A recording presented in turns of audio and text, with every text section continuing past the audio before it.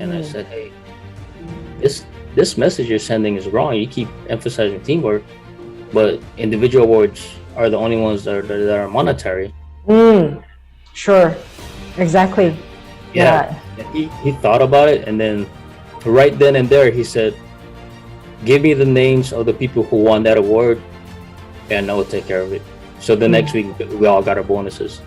So you just have to show that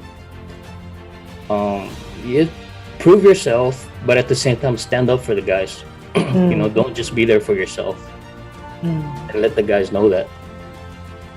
Yeah, and that's leadership 101, and you've shown true leadership in there. My next question is that leadership, I mean, there's so many books that has been written about felt stories that you have, Ralph, and they were unforgettable, Ralph. Yeah, no, it's good to show the world what we go through. Can't say everything, of course, but yep. Just that we're still human. We're not this hero that's glorified in the movies. Everybody's still human, but just some people just have more strength within themselves to do those other special things in the military. But bottom line, we're still human. Yeah, and before we go on to today's topic, just for the last comment myself, I watched the show by one of the show that is, I can't remember the name exactly, but it talks about Japan, Iwo Jima, the island, the fight on Iwo Jima by this great director, Clint Eastwood, right? Yeah. Who won many awards, and that was gripping. I was like gripping. I set up because I was on a vacation down in the islands of Indonesia, and then my husband was sleeping. I was watching that in the middle of the night, which I don't watch movies. I'm not a movie person, but when I watched that kind of gripped me because it was so real, and it talked about the camaraderie between the men in Iwo Jima. If we have a chance, we'll talk about that in our next season. But Ralph, thanks to you and the veterans who have kept the world safe, being peacekeepers. In Singapore, we've gone through World War II ourselves, and that's history. But let's talk about now and the future. Ralph, you've got a new business that you would like to introduce to the audience. Yeah, so it's Straight Resume Enhancement. It's on my Facebook page. You can look for it, Straight Resume Enhancement, or you can contact me at straightresumeenhancement@gmail.com. The reason why I started this resume writing business is because I went through the struggles after active duty of finding a job. It took me like 6 months to finally find a steady full-time job. And I realized that other veterans were going through the same thing. And, looking at our resumes, I saw that, it's technology that's looking at our resumes now. It's not really people anymore. So it's... You look at the words, keywords. Yeah, keywords. That's exactly what it is. And then there's a difference between federal and private sector resumes also. And I had to figure that out. And that's kind of why I started this business. Another reason is my Marine veteran friend. I helped him with his resume, and he said, you have a gift. You should, start a business doing this stuff, because I've helped multiple people get into the federal job or private sector job. So he just told me, yeah, you have the gift of words. You don't fluff it. I don't believe in fluffing, meaning, using those words. I believe in, that's why I call it straight resume enhancement, because I want to use those keywords and just showcase your skill sets up front, so when it hits the machine, hopefully it gets through, and then a human eye sees it, and then they see all your skill sets, then hopefully it gets you the interview. And I do follow up with them. I don't just finish the resume and forget about them. I do follow up and make sure they're doing okay. If they go through an interview, they go through an application process, I'll try to help them out too, if they need it. Yeah. Tell us about this machine, because I do understand like the machine or the AI, they will kind of like matches certain words and they will give you this kind of rundown to say that there is a X percentage match, right? Yeah. Maybe it's a 50% match, 40% or 90%. Of course, they could be totally way out off, of course. But Right. that's how the world is moving, because you're talking about someone talking about the ability to send in your resume throughout the world if it's open, if they're opening to the website. So tell us how are you able to do that? Probably just like in a couple of tips without giving away too much. Well, what I ask the clients, each client I will ask if they're veteran or not, so I know what to ask for in their history. Because on the military side, we have, this document that shows our experience within that job specification. And then if it's just a civilian, then I'll ask, let me see your past resumes. And then I'll ask what job posting are you looking at, and give me that information. So I'll cater it to, to whatever job description they want. So I don't just do a general resume, because that's how we're taught. But yes, in schools. Yeah, but now in the real world, it has to hit keywords in there. So that's how I do my resumes. Yeah. So ladies and gentlemen, that's a straight resume enhancement by Mr. Ralph Ave. And you could, being on the internet means anyone could come to you, right? Yeah, just what I do is I'll talk to the client, make sure it's a good fit for them, because I'm not here to just take people's money. I don't, I want to make sure I give a good service to them. If we're a good fit, and good. If we're not, then no hard feelings. Yeah, anyone around the world, if they need a second opinion, they can come to you for you to offer your opinion on resumes. Please go to Straight Resume Enhancement. You can find that on Facebook. Would you like to tell us about your email so that people can find you? So yeah, it's the same, Straight Resume Enhancement @gmail.com. And the link is also there on the FB Facebook page. Right, so that's where you can find Ralph. And Ralph, you also wrote a book. So let's dive in today's topic about your book, The Modest Leader, that is in my hands here. A wonderful short read here. I think it makes a very good coffee table book if you're going to read it with a coffee, and I really think that people should pick this up, because it's really about leadership, but from your take, a modest leader. And the thing is that we are moving away from that classical Napoleon model of leader, like using authority and whipping, right? But we are moving towards humanistic kind of leadership.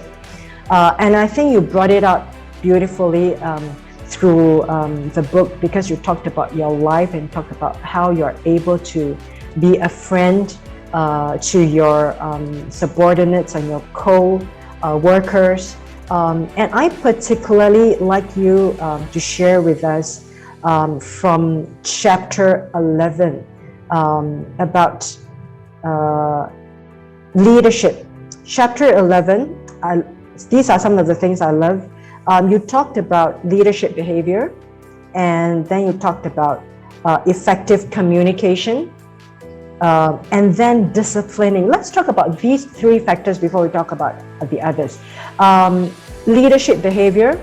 What would you want people to understand about the behavior of a leader in these times, in the new millennium? Well, it's, I guess I'm not your typical type where I'm loud. I'm very soft-spoken, quiet, modest.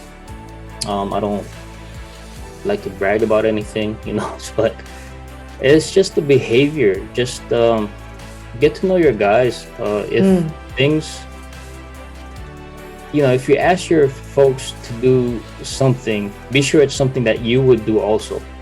Show them that you're willing to get dirty with them, because I was a lead technician on one of my jobs, and I still put on the chem suit. I still went in there 10 hours a day with them, so I had to be an example. So always be an example as a leader, and then also empathize with them. Make sure you understand each person. Talk to each one of them. Don't just be cliquish, because sometimes when you get in a group, they become like a little clique. So I try to make sure that everybody gets along, try to take pride in what they do, even if the job is not that great, because like I said, we were in chemical suits for 10 hours a day, just disassembling weapons, and it's not fun,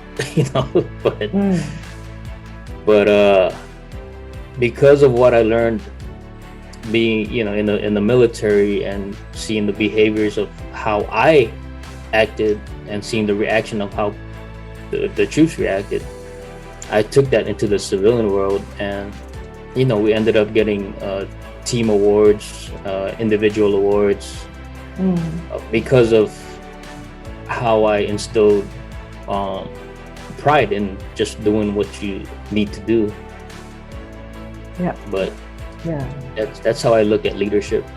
And you're right, because the leaders of the new millennium, if you look at someone like Steve Jobs, the Elon Musk of today, they're not loud people, right? No. They're the ones who actually are the top in the whole organization.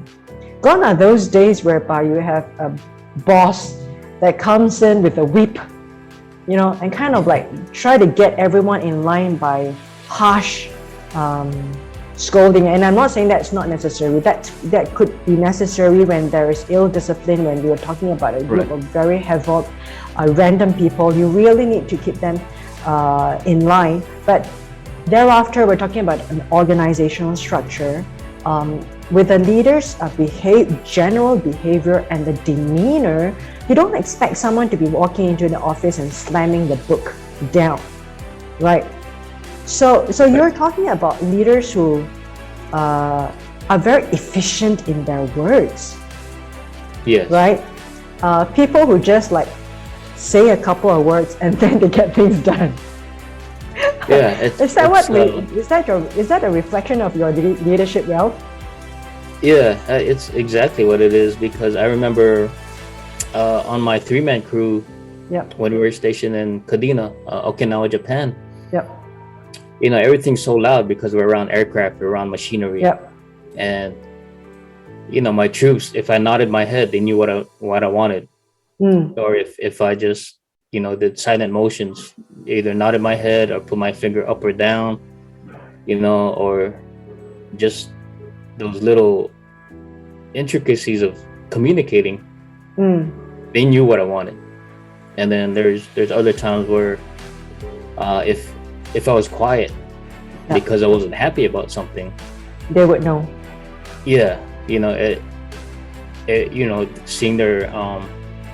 Seeing me disappointed in what was going on made them realize, okay, I screwed up, I need to fix this, but I'll go in there and help them fix whatever we screwed up on, because I'm not gonna punish them like that. And my question to you, Ralph, is for you to arrive at that level of leadership in that kind of mode, like a kind of like auto button, right?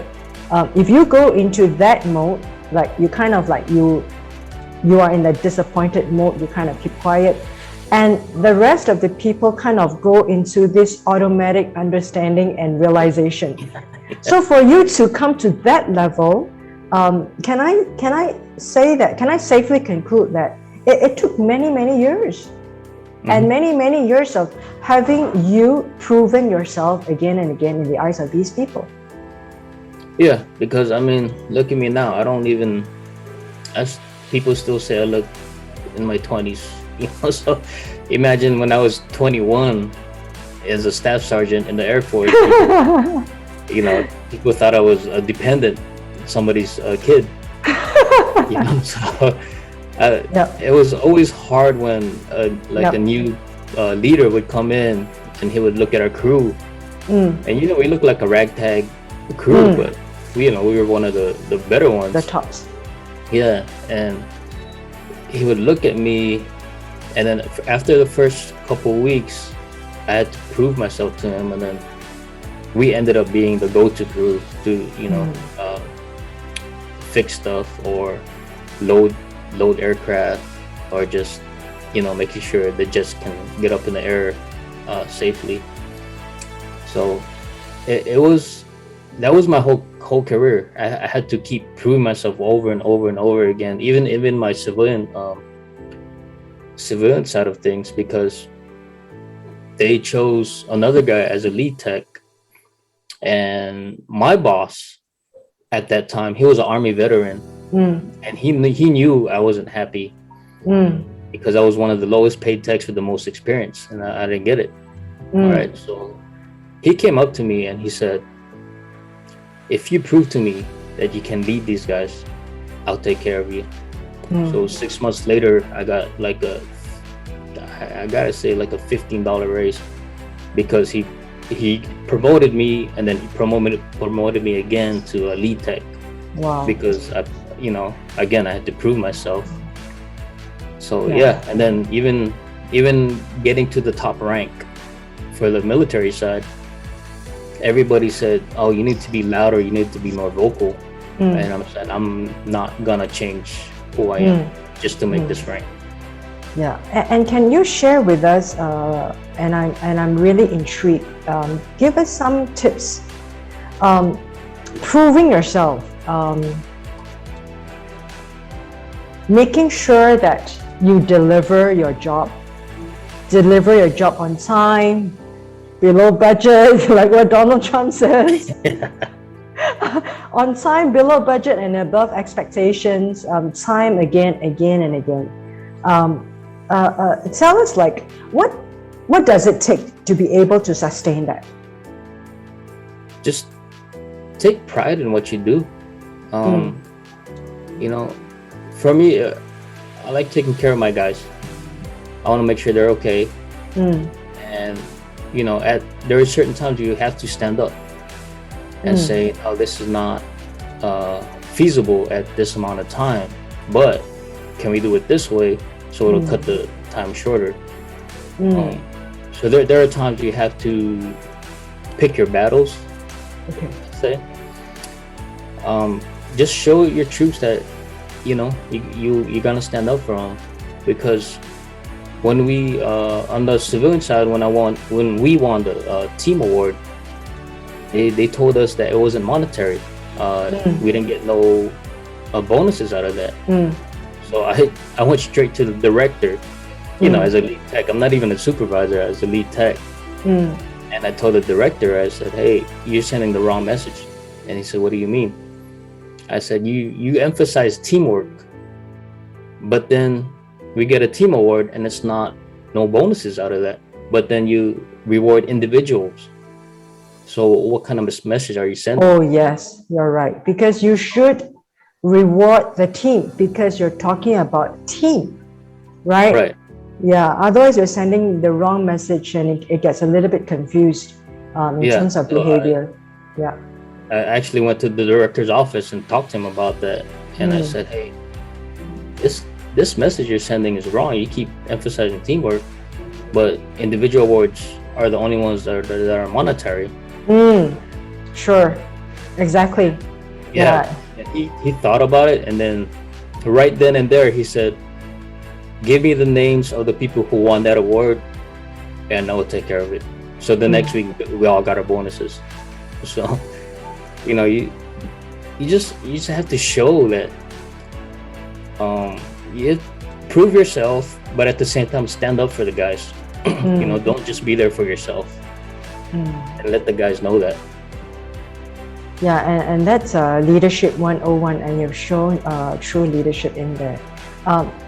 My next question is that leadership. I mean, there's so many books that has been written about leadership, right? In the management, management style of leadership, contingency leadership, leadership that varies according to circumstances, etc. My question is that do you think leaders are born or leaders are made? Or is it somewhere in between? Yeah, I think they're both, because some you have born leaders. For example, we had a 19-year-old who was, we picked him to fight for us for the union. And every time it was something that the people didn't want, he would go right back to them and say, no, that's not what the guys want. You know, 19 years old. So he had to be a born leader, you know. So, and then there's guys that are developed. Like I consider myself kind of in between. So it was the military that developed more of my leadership. So there's both ways to become a leader. You're either born with it or you develop it.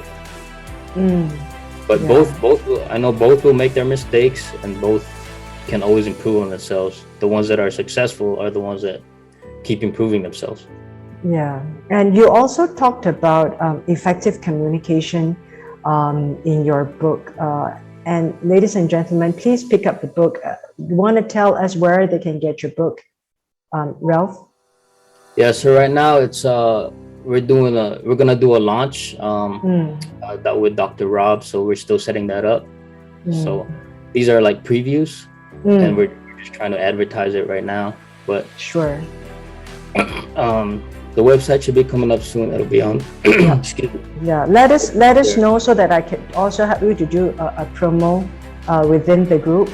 Yeah, tell us about this effective communication. And you know, many of us are so inept in communicating effectively to the other person, right? It's about encoding your message and then the other person decoding it correctly, right? This is like management 101, right? But you know, a lot of us think we are good communicators, where like you have the wife that says, I meant that, this is what I want, and the husband says, no, that was not what I heard. No, it's tell us. You know, you have to be straightforward, and also find out if somebody looks down, or you know, they look upset, or they just don't seem to fit well with the team for some reason. Go find out, talk to them. Don't just judge them, you know. Just find out what's going on at home. If something is going on at home, I'll tell them, hey, take care of that stuff at home, you know, stay on the side for a little bit, just you know, relax a little bit. Yeah, I guess I'm a little different that way. I just want to make sure that other times I would take them to the side and say, hey, what's going on, you know, like, let me know so I know, you know, we can fix it together, or is there something you need to fix for yourself?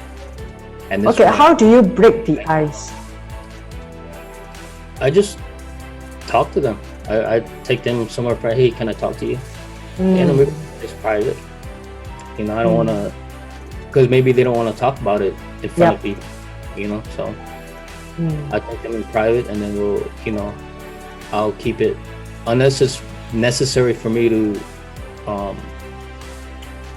talk about what we had talked about, keep it to myself, and you know, and it'll be done from there. And then if I see behavior improvement, then we can, you know, try to have like team activities. So sometimes give us an example of a situation. One is where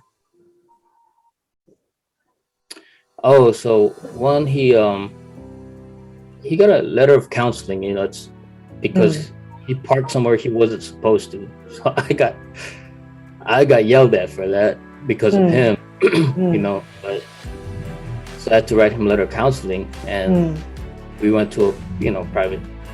I said, I know you weren't supposed to, you knew you were supposed to park there. He's like, he said, yeah. He said, yes, sir. And I said, is this ever going to happen again? And my team said, no. So I ripped up that counseling paper and threw it in the trash. I said, this is not going in your personal file. Right here, it's done. So sometimes you have to risk. And I've learned that from a guy who's also a chief in the Air Force. So I've learned he kind of, that mentorship I learned from him. And he was also a chief. And the troop just, his behavior improved. I had no problems with him after that. And I was willing to take the risk from my superiors about, why don't you write him a counseling document. I said, well, it's not worth it. I'm not here to ruin people's careers. Yeah, and I would like to raise a question to you that I think a lot of listeners and myself are interested. Like, how do you, as a team leader, as a leader of a big group, it could be a huge corporation, it could be a huge military group, squadron, that you are dealing with someone who's much more senior, much bigger than you, someone who's much, senior as in seniority in ranking, and also seniority in age. How do you bypass the kind of characteristics to talk to someone there? Did you ever have to go through this struggle before? I wouldn't call it a struggle. I know we had one guy, he was an E8 and I was an E9, but he was a lot older than I was. Yeah. And he had a lot more years than I had at that time. Yes. And he was one of the, I guess he was one of the guys that didn't want to listen to, certain officers. But because of, the Asian culture, we show a lot of respect to our elders. Yes. And I took that with me. Yeah. I said, hey, can you do me a favor? I need this done because I have to go somewhere, pick up some equipment. And one of the officers said he's not going to get that done, right? And he was Filipino, and I, instead of calling him senior master sergeant, I called him Kuya. Kuya means like an older your friend. Oh, okay. Yeah, like an older elder. Okay. Yeah, or like an older brother. And I said, hey Kuya, can you do this favor for me, man? I gotta go pick up equipment. When I came back, everything was good to go. And the officer was shocked because he's like, what? He didn't think he would be able to communicate that message. Yeah, I take that, what we learned in our culture, how we respect our elders, and I use that even with other, they don't have to be Filipino. I just tell them, hey, I understand you have more experience than me, and I just so happen to be in this position needing to ask you, some favor. But at the same time, you have to prove that you know your job. Yeah. You have to prove you're not really the expert, but you know the answers. So once you prove that, then they'll look at you and they'll actually come to you and say, hey, I need this, I need that, or how do I get this, how do I get that? And because you have the answer, then you gain their respect. Yeah. And I'd like to bring you to share with us, this is such a good book. I'm trying to tell everyone again, The Modest Leader, right? This is a preview. Ralph is actually talking about his experience as a leader. I'd like you to talk about be the buffer. And this is something that in the management Leadership 101, we seldom talk about this. In fact, it's kind of new. What do you mean by be the buffer? So Yep. yeah, when things go bad, trust me, I got yelled at so many times in my career. Yep. But I never pass it down to my troops. You know, because I wanted them to still be okay mentally. Yep. I wanted them to still be able to do a job, and Yep. I just take everything. And I told them that. I told my troops, hey, if you work hard for me, I'll take care of you. Whatever it is. Yeah, and you have to also deliver your words about taking care of them, right? Otherwise they will say that, hey, he doesn't deliver this part. Right. Yeah. So you see, I've got this question that I thought it would be interesting for you and for us. You know, in our mindset, a leader, right? We want results. Do whatever it takes. Right? It's like, okay, at the end of the year, you're supposed to give me this number of sales. I don't care what you do, right? This is in the business world, right? It's like, I don't care whatever I don't care if you sell your mom, or you sell your dad, you sell your children. It's like, I just want the result, right? Okay. And in a military situation, it's like, I just want to win the war. I don't care who dies, right? Now, how do you balance, for example, in the management sense, in the business world, and like in the military, whereby you are really being measured by the result. Like, I don't care whatever it takes. I just want the COVID numbers to go down. No, as opposed to like you, like what you say, taking time to talk to these people, and then trying to balance it, your leadership or your management style in situations whereby you need to get the result. Yeah, sometimes you got to sacrifice your own time. Sometimes it's past 12 hours. Sometimes you're up all night. But you got to let your troops know, hey, we still have a mission. You know, I make sure they let me know if something's wrong.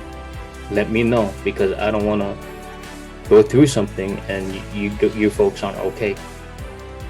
Yeah, you know, why I'm asking this is that, I mean, I've heard so many stories about, particularly, for example, in the military situation, or in the COVID situation, you've got someone saying that, I don't care. It's like, you've got to get this done. You've got to get this result.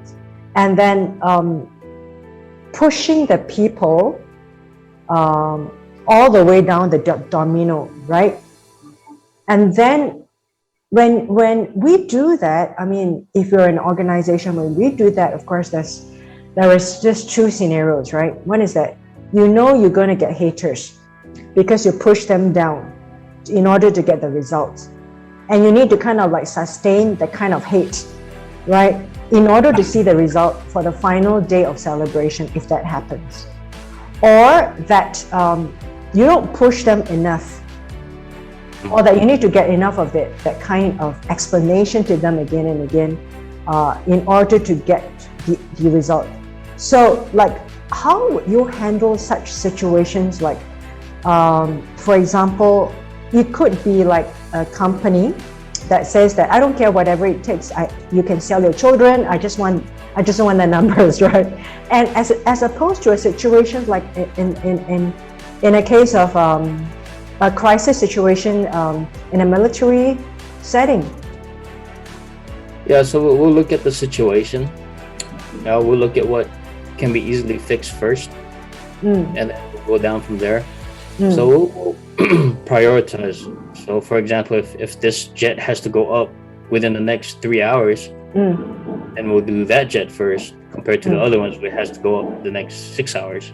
You know, so we'll try to prioritize. If there's a simple fix on the way, then we'll take care of that. But yeah, we make a list, or we have a list of what we need to do. On the reserve side, I've been up to 3 or 4 o'clock, just making sure our folks are, you know, because I was a log planner Yeah. When I became in the upper ranks in the reserves, and Mm. I had to make sure our guys deployed were okay. I had Mm. to make sure that our deployment packages were okay. I had to review everyone's Mm. documents, make sure that once we reach our destination, that we'll be okay. Mm. You know, that's like our unit had 140 something people, so I had to make sure everybody can just show up to the airport and take their flights without no issues. Sometimes I have to take off from my work to break. Yeah.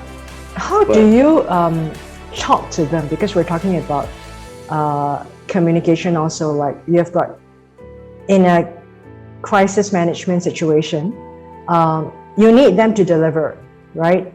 How do you make them believe that they are part of this, like they really need to push the envelope on the one hand? How did you garner that kind of commitment from them?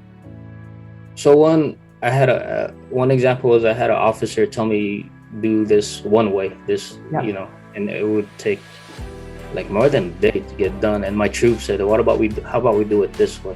You know, and I'd sometimes ask like, hey, do you think there's a better way to do this? Even though my officer said to do it this way. And sometimes my troops would have a way better idea, and I said, okay, you keep doing what you're doing, and I'll go handle the officer.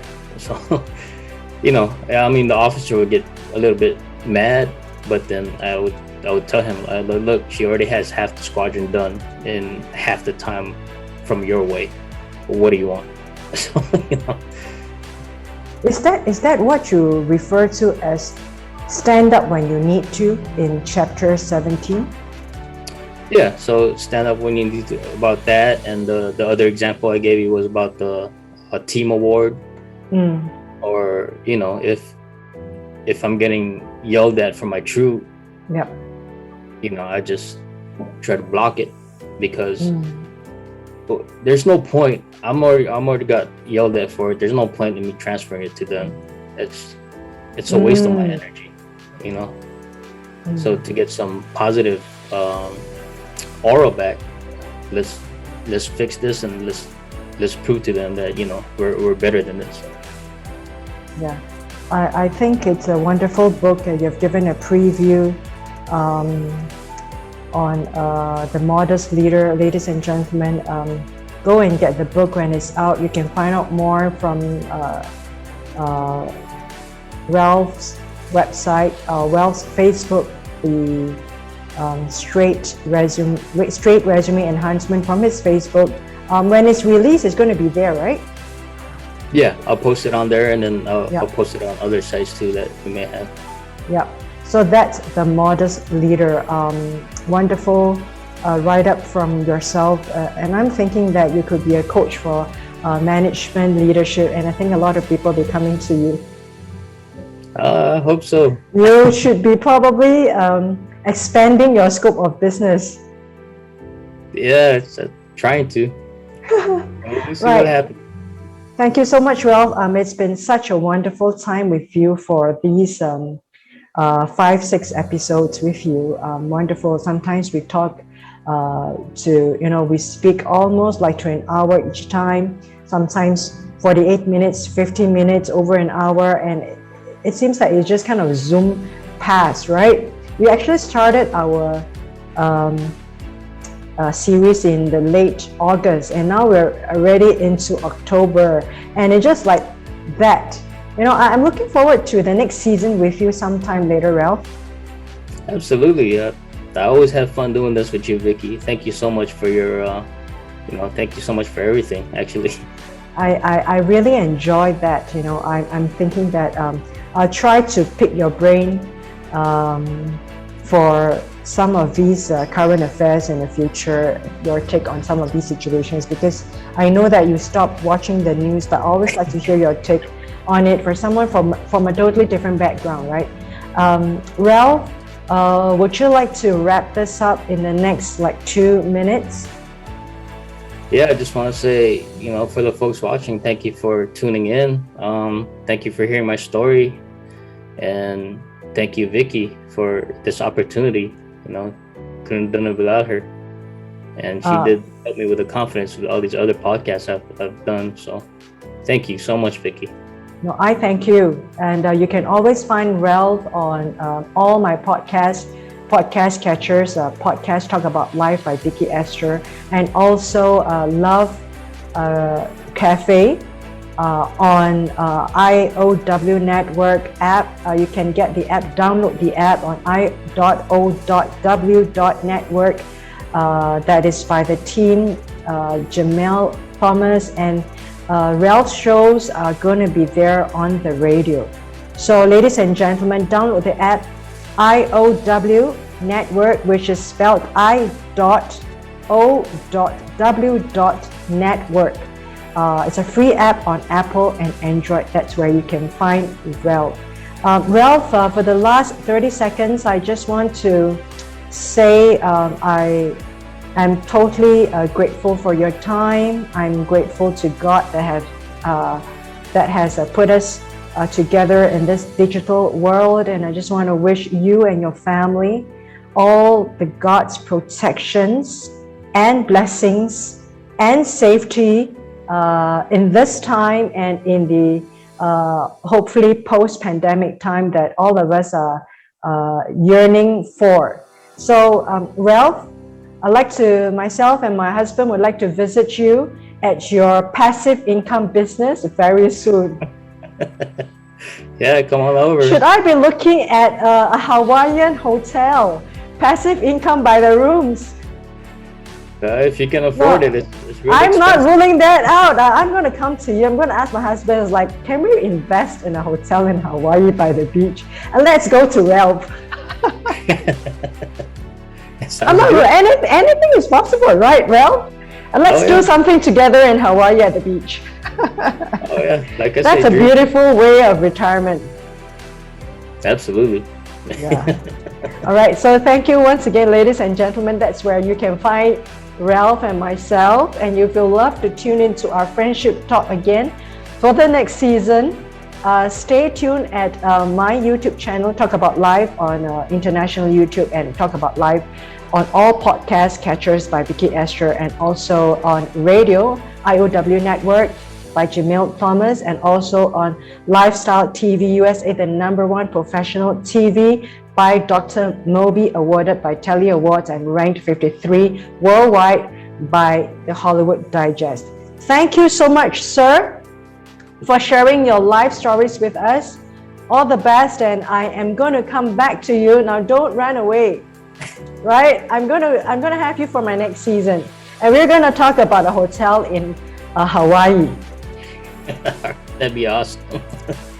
Yeah, I need you and your whole community there, and then we can have barbecue, and I love the Filipino food plus the Hawaiian food and whatever American food that we can have, and then we have a barbecue there plus a Singapore satay and the Singapore noodles and the Singapore fried rice. No, I'm not kidding you. I'm not kidding you. My husband was just thinking. We were just thinking of we just need to get out of Singapore. Oh yeah. Yeah, let's go somewhere. All right, bye, Ralph. Thank you once again. I love having you on my show. I enjoyed so much tremendously, and I love all of you to write to me.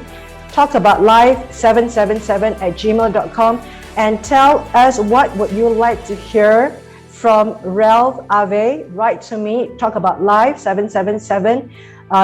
Tell me what would you like to hear from him. Q&A, FAQ, and the new topics that comes up for the next season. Please tune in. Stay safe. Bye. Cut these guys loose! Your Honor, you have Marcus inside a phony transport! Your Honor, you doctored the logbook! You orthodox! Consider yourself in contempt! Colonel Jessup, did you order the code red?